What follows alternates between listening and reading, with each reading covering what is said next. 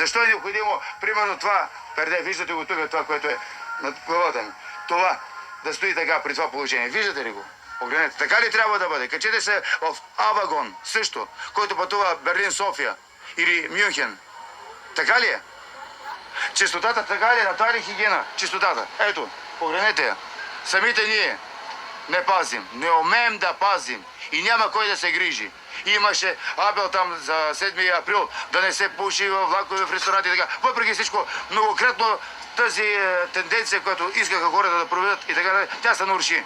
Ама чакайте, ви пушите в момента? Да, аз пуша в момента. Защо пуша? За това, защото... Пепелник нямате.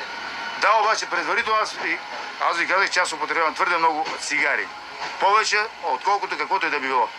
За да говоря спокойно, честно, откровено, аз пуша и съм по-спокоен. Да, и в същото време нарушавате този ред, който... Нарушавам и сега в момента мога да извада 5 лева, ако имате карнетка, да ми възложите глобата и ще изгаса цигарата веднага.